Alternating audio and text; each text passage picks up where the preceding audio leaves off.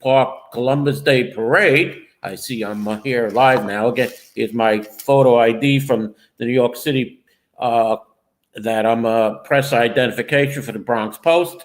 Okay. Getting back to the Morris Park Columbus Day Parade on Sunday. It'll kick off at 12 p.m. and there will be a carnival afterwards in Loretto Park after the parade from 2 to 5 p.m. as a nor'easter dumping up to 2 inches of rain is expected in the evening on Sunday into Monday with a high of 61. And as we can see now, fall is upon us and the winter weather is not far behind. Today, my guest is Sheikh Musa Drama, a person I met in 2017, almost 10 years ago, who was hosting a Peace December dinner. And then he is also he's a leader in the Muslim community.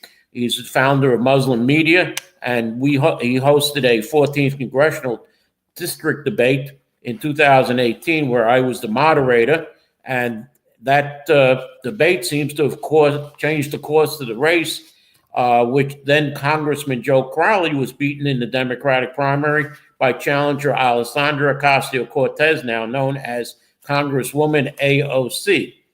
Sheikh Musa is currently a faith advisor to current Mayor Eric Adams and was supporting Mayor Eric Adams until he announced he was ending his re-election bid for a second term as mayor of New York City. Sheikh Musa has a special announcement for this show that he would like to say about the new mayor's race without Eric Adams. So can we bring on Sheikh Musa so he can make his announcement? Okay. Good morning. Good afternoon, Sheikh Musa. I know you're a prominent Muslim leader. You were endorsing Mayor Adams, who used to run commercials until he dropped out of the race. And I understand you have an important announcement. Absolutely. Thank you, Bob. And thank you, Mutiu. Thank you for having me here today. I am extremely excited and honored and privileged, to be making an official endorsement for our next mayor, and that is none other than Honorable Curtis Sliwa. I have admired him since I came to this country almost 40 years ago. I always love him and his dedication to improving the quality of life, especially in the neighborhoods often neglected by elected officials. And I always admire his bravery, his boldness in facing challenges, even some of the most difficult, circumstances. But I never saw him as someone in elective office until now. Now we are facing what can be termed as existential threat to the choices that we have now for our next mayor. And, transitioning from supporting Eric Adams to now supporting, Curtis Sliwa for mayor was so easy and no difficulties at all. And I am excited on your show to announce that I, along with several of my colleagues, have now officially coming to the candidacy of Curtis Sliwa. Okay, now, former Mayor Rudy Giuliani, who basically Curtis is in the same situation that Giuliani was when Giuliani ran for mayor in 97 and won. Former Mayor Giuliani has endorsed Curtis Sliwa too, dealing a blow to independent Andrew Cuomo, because it seems that the president was pushing Rudy to endorse Cuomo. But now that he's endorsed Eric Adams, it's a different thing. The former two-term mayor blasted Mandami and Cuomo. The former governor lost the Democratic primary to Mandami in June before heading into the general election campaign as a moderate alternative to the socialist frontrunner. Giuliani said Cuomo ran a terrible campaign in the Democratic primary, lost to a 33-year-old, referring to Mandami, the Queens Assemblyman. He's also a governor who resigned in disgrace, Giuliani said, referring to Cuomo stepping down as governor while facing a slew of sexual harassment accusations. Cuomo has since then denied those claims, Giuliani also tore into Cuomo for his administration's controversial March 2020 order that directed nursing homes to accept COVID-infected patients discharged from hospitals during the peak of the pandemic shutdown. He said that led to deaths of many elderly people who were in the nursing homes, and he didn't believe that the COVID patients belonged there. Any comment on Cuomo, Sheik? You know, I'm very excited to now have learned and come to the firm conclusion that the next most suitable and the best mayor for the city is Curtis Sliver. That I have absolutely zero doubt about it. When it comes to former governor, the challenge that he faces is that leading up to the primary, he was given more than any other candidate, perhaps in a recent mayoral elections. He was given more money than he needed. The line of endorsements from clergy, from elected officials, from unions were like from here to New Jersey. And he was sheltered and he was deemed to be unbeatable. And even on the day of the election, internal polls show that he's unbeatable. And yet he was beaten by double digit. And he was beaten while he was on the Democratic line. Imagine now he is running as an independent and the Democratic line is no longer available to him. And the numbers, the registered numbers, is not on his side. And for that reason, I think he will have a very, very tough time, to fix what was wrong during the primary and to convince, more people to come to his side. I know that those who support Mamdani will not migrate to him. And I also know that Republicans who champion public safety, quality of life, and family values will not vote for him. And conservative Democrats, like myself, have now looked at the whole gamut of, the scope of this threat that Mamdani poses and said the best bet is, the guy who has been there for generations and who's very steady, who's very consistent, and who's very well known, and who forgoes all the other New York opportunities just to serve his fellow New Yorkers. I think Como will have a hard time, but I think Sliver, as more people discover him, it will be a lot easier to migrate to his camp. Now, the latest poll by the Hispanic Federation has Mamdani with a big lead over his opponents when it comes to Latino supporters.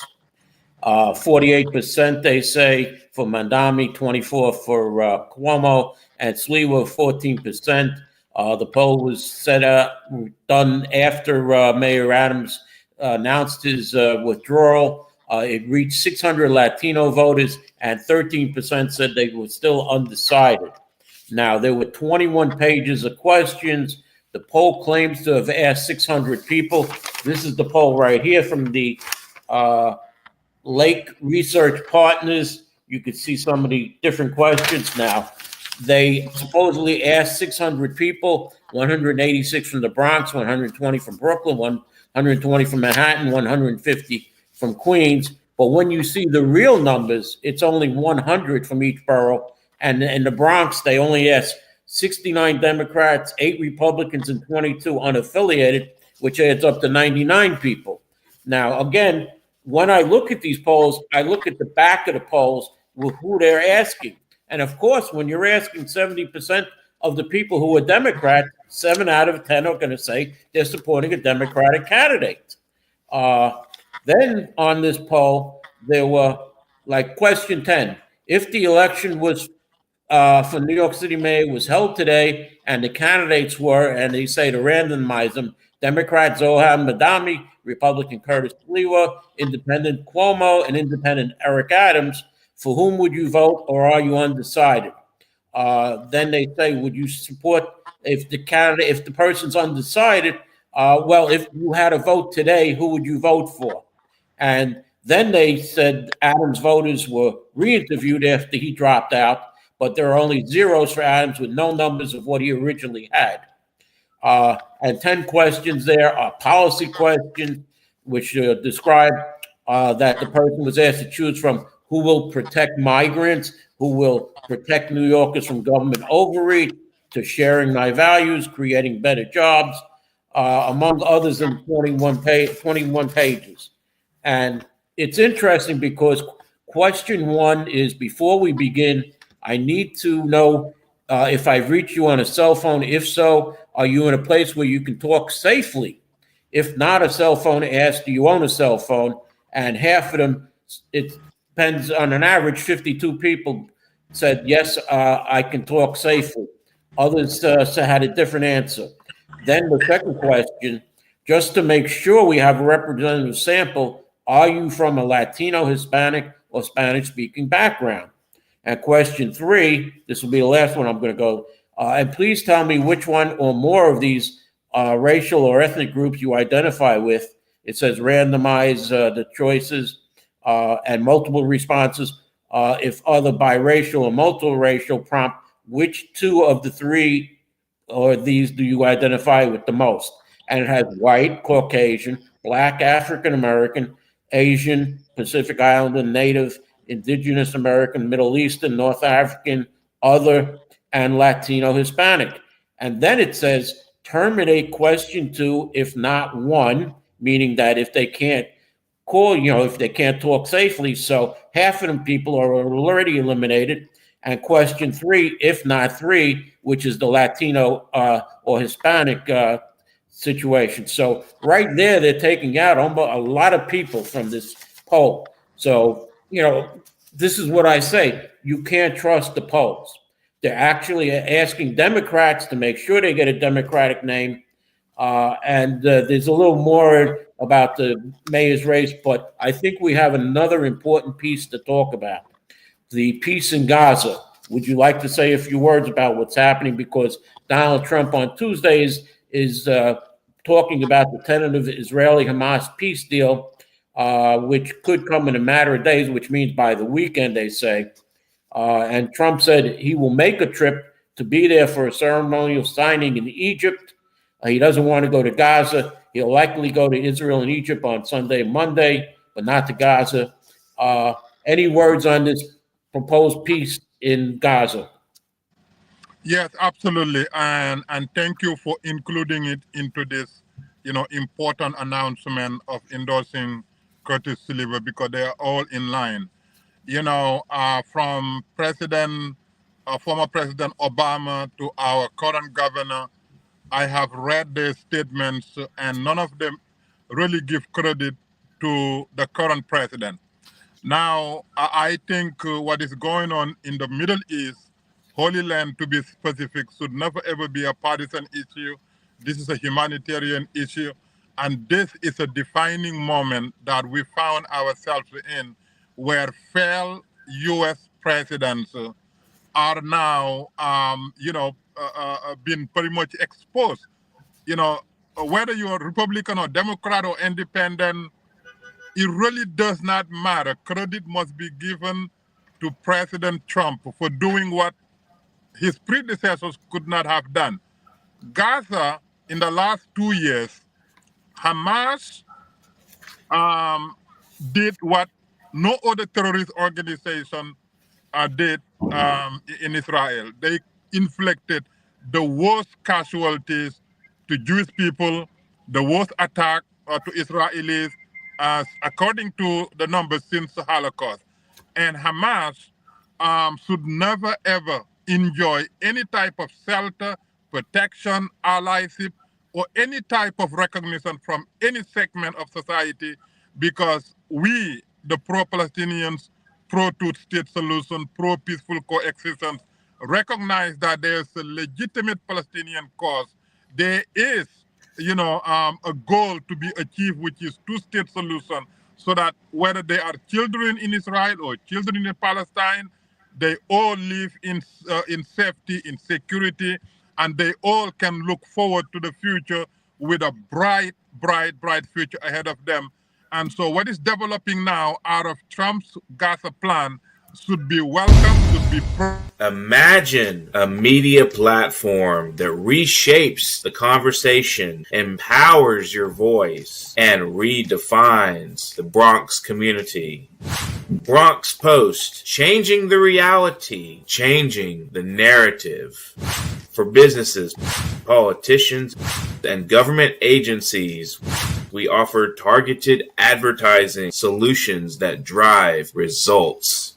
Amplify your message. Reach the heart of the Bronx and beyond. Our platform connects you to the community.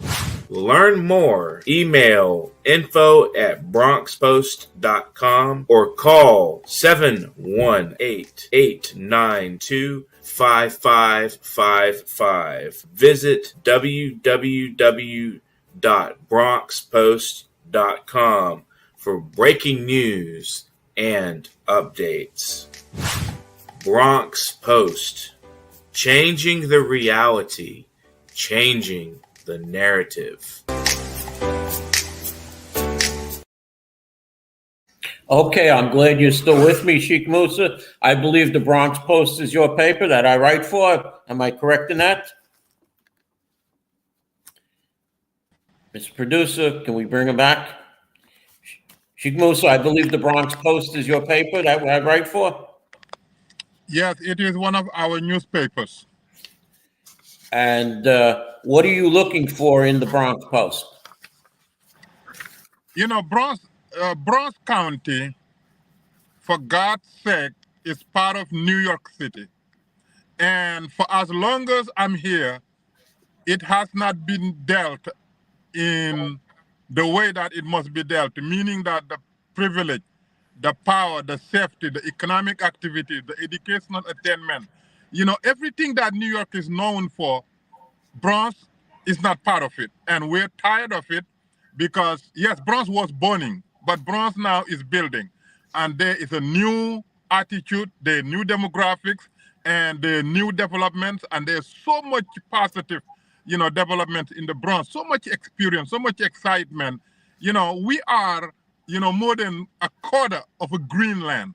Bronx is the greenest out of the, you know, 5 boroughs, but yet the narrative and the stereotypical association is so damaging that people don't even want to come to the Bronx. They don't want to invest in the Bronx. They don't want to live.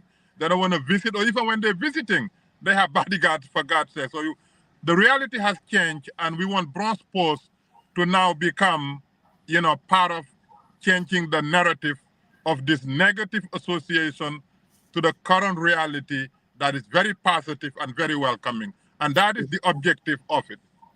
Right, and the Bronx has 2 of the 3 largest parks in New York City, being Pelham Bay Park and Van Cortlandt Park, with Central Park being the 3rd. Well, let's move on to something else, though. State Attorney General Letitia James was indicted by a federal grand jury in the Eastern District of Virginia on Thursday afternoon on charges of mortgage fraud.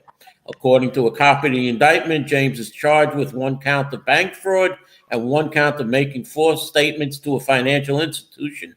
She's been summoned to appear in a federal courthouse in Norfolk, Virginia on October 24th. She says this is nothing more than a continuation of the president's desperate weaponization of our justice systems. He is forcing federal law enforcement agencies to do his bidding, all because I did my job as Attorney General of New York State, meaning that she charged him with basically the same things. And we have our local Democratic leaders, from Kathy Hochul to the public advocate, Jumaane Williams, and others, who are saying, oh, she's right, it's false. You know, what's your opinion on the James indictment? You know, again, I'm glad you insert that piece into it. You know, Bob, couple of days ago, you know, I had circulated a statement of position with regards to creating a new political party that we call United Centuries of America. And the reason we did that is our politics have become so partisan, so toxic, so divisive that unfortunately, President Trump, whether you like him or not, agree with him or not, Democrats don't want to even hear his name. They don't want to see him. They don't want him to be any, position of power, uh, uh, you know, primarily for partisan reasons. So he has been in court with the Democrats for the longest. He has been indicted, whatever. And unfortunately now, the table has turned, and he is now in charge. And what he has now, which he did not have before, he has people around him that love him and pretty much, would do his bidding. Whether we like it or not, whether we think it's legal or illegal, he's not in charge. And I think things will get worse as we continue on, because it was worse when he was not in the White House, but now he is back. And I think we will see a lot of his so-called enemies, in a similar positions that our AG is in. Yes, you mentioned the starting of a new political party in New York. To become a registered political party and have a ballot line, you need an X amount of signatures, or I should say voters for that part. Now, it was Governor Andrew Cuomo that tripled that number back when the Working Families Party wouldn't endorse him. So I'm just letting you know you're going to need a lot of signatures and a lot of votes. I don't remember the exact number of votes, but you need a higher number, much higher number than before for that. I want to move on to the National Guard going into Chicago.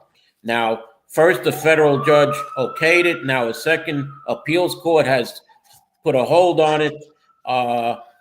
It seems that the governor has sent troops in these, or is going to. It's the fourth deployment of National Guard troops.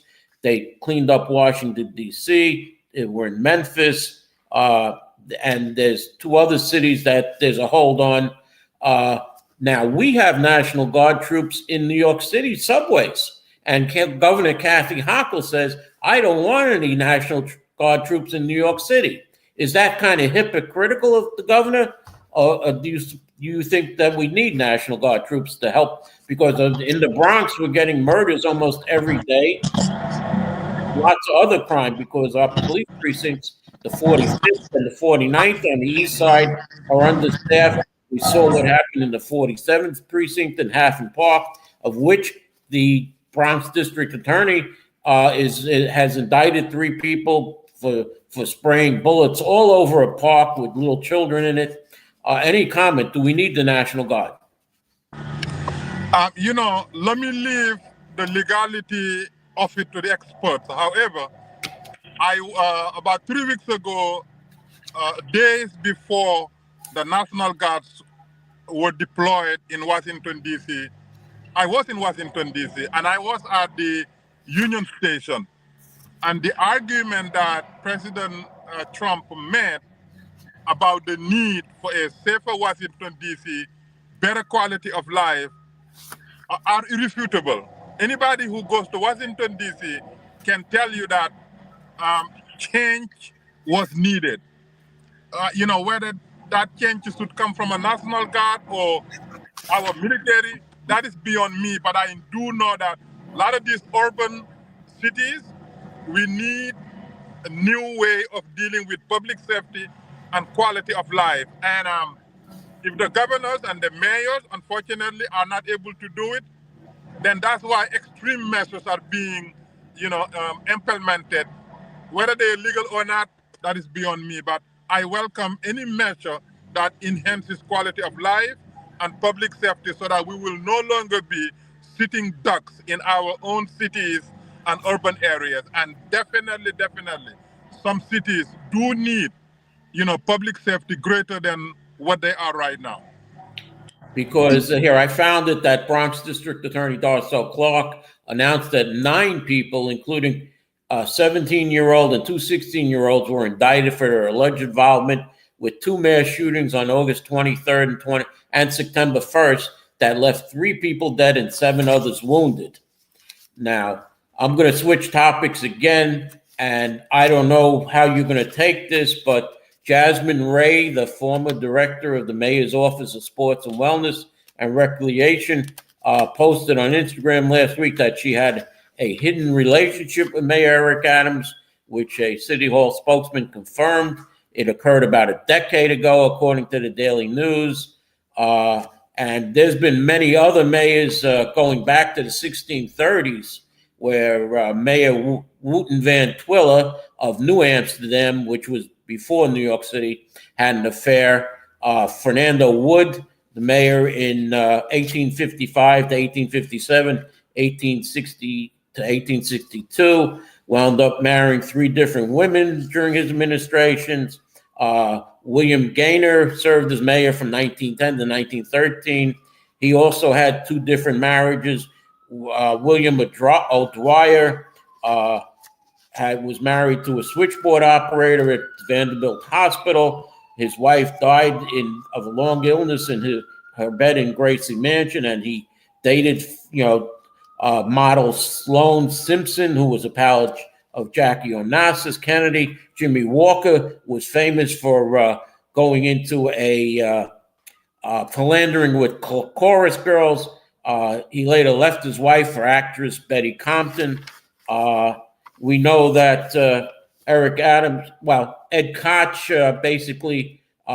who served for mayor for 3 terms, was reported involved in a long-term relationship where he served in Congress, and he asked that person to leave him because it was Richard W. Nathan, a healthcare consultant, and Koch reportedly persuaded Nathan to find work in another city to prevent a political scandal before he took office, which ended their relationship, which led to Mario Cuomo. He ran against Mario Cuomo, and Andrew Cuomo was the architect of the vote for Cuomo, not the homo, if you remember that.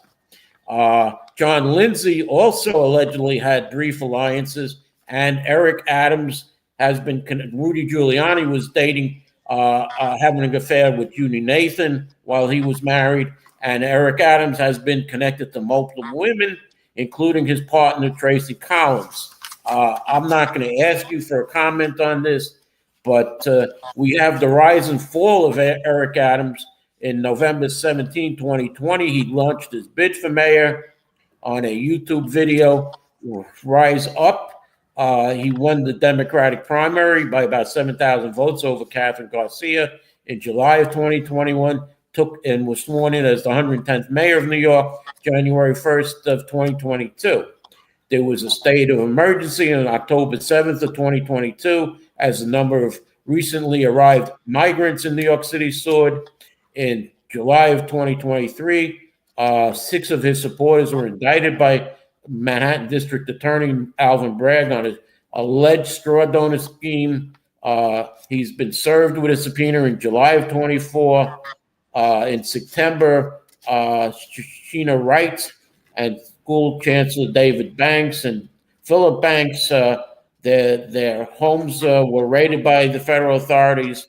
There were other charges against Adams in 2024.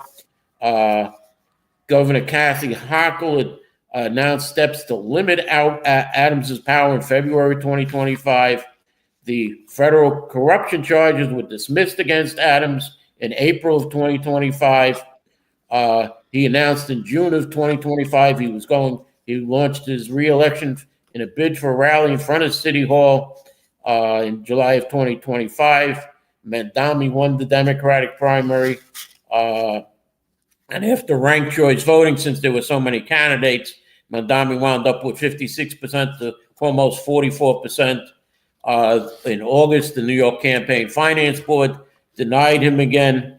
And recently, he reaffirmed his running for re-election on September 5th, calling Andrew Cuomo a snake and a liar.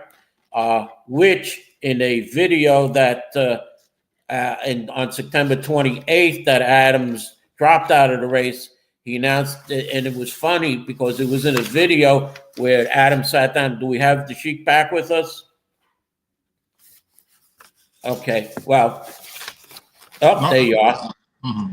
Okay, So it's funny that he started his campaign with a video and ended it with a video. Any comments on the mayor's record? I know he's had a very good record of a lot of achievements. The city of Yes, among other things. Some people may like it, others don't. Any comments? Absolutely. Well, the first comment is that he's innocent, and he's innocent of all the charges, and he's innocent. Number one. Number two, he has 65 years record in New York City. He served 22 years honorably with the most powerful law enforcement in the world, NYPD. He went on to represent his district in the Senate, and then he went on to become the borough president of the largest county in the nation, and he went on to become the mayor of the largest, most powerful city in the nation. What was done to his re-election was what I call swift voting. It was not about his record. It was not anything. It was swift voting. In terms of the girl who wrote the book, as we said, I'm a Muslim, but the Christians said, the one without sin, throw the first stone. So, this is nothing new, whether it is true or not.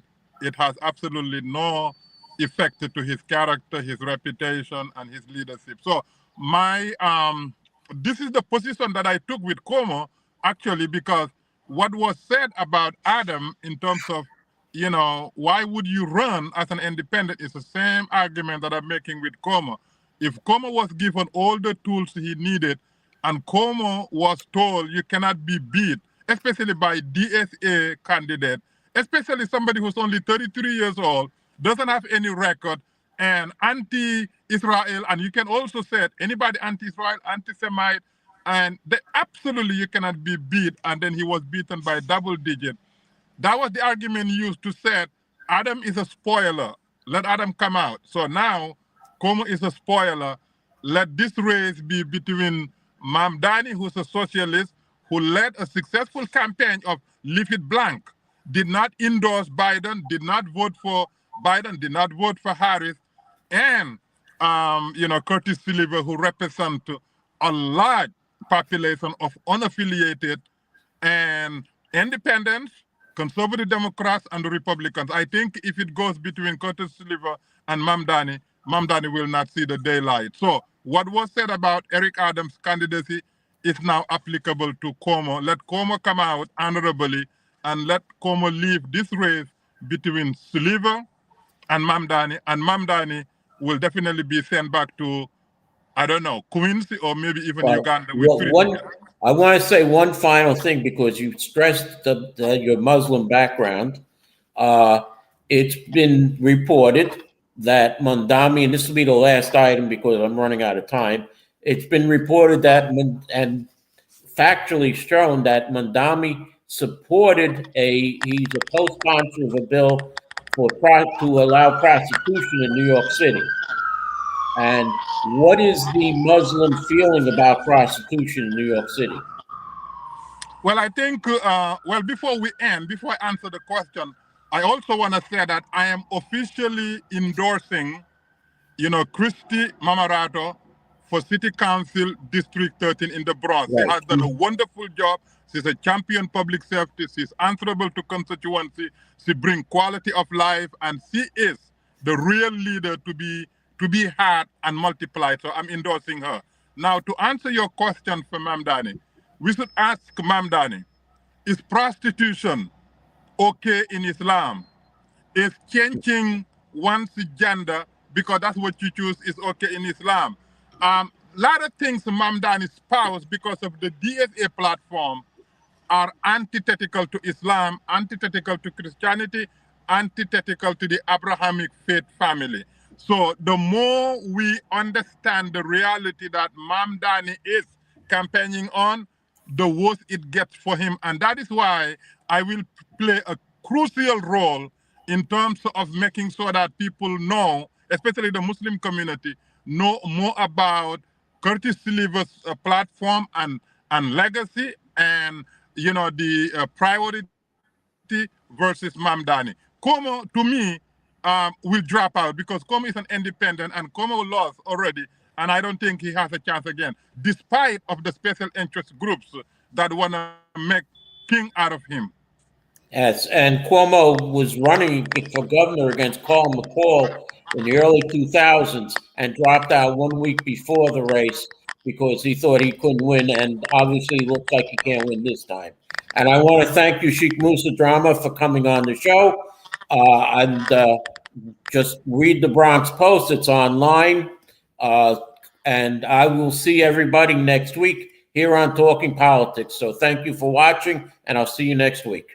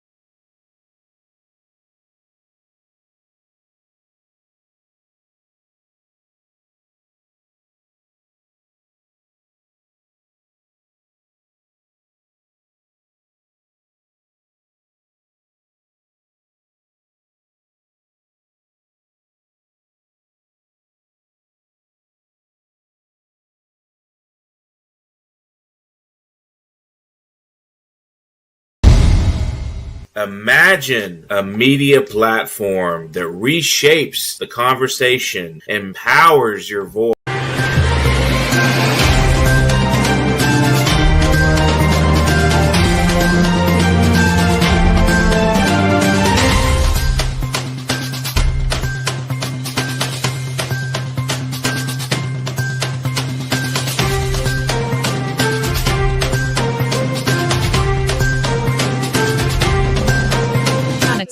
Keep watching.